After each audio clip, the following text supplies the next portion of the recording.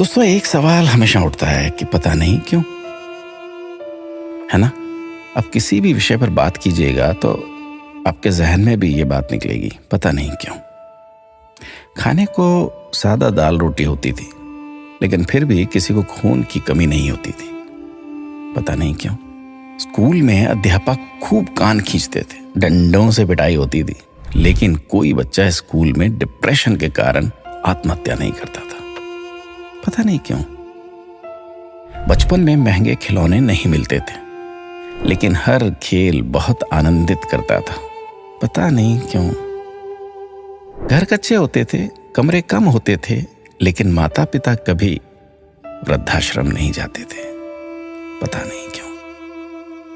घर में गाय की, कुत्ते की, अतिथि की, मेहमानों की रोटियां बनती थी, फिर भी घर का बजट संतुलित रहता था।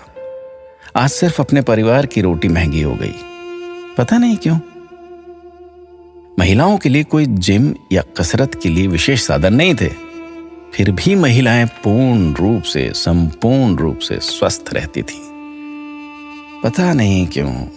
भाई भाई में, भाई बहनों में अनेक बार खूब झगड़ा होता था, आपस में कुटाई तक हो जाती थी, परंतु आपस में मन मुटाव कभी नहीं होता था, पता नहीं क्यों।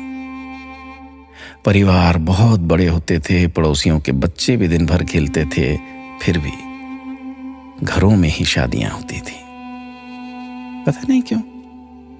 माता पिता थोड़ी सी बात पर थप्पड़ मार देते थे, लेकिन उनका मान सम्मान कभी कम नहीं होता था, पता नहीं। ऐसे अनेक क्यों के सवाल दिल में उठ रहे हैं। आप सभी तक इस क्यों को पहुंचाने की कोशिश कीजिए। शायद फिर से पहले जैसा सौहार्दपूर्ण वातावरण, आपसी प्रेम, एकता का माहौल बने। एक एक 11 होते हैं। अपना ख्याल रखिएगा।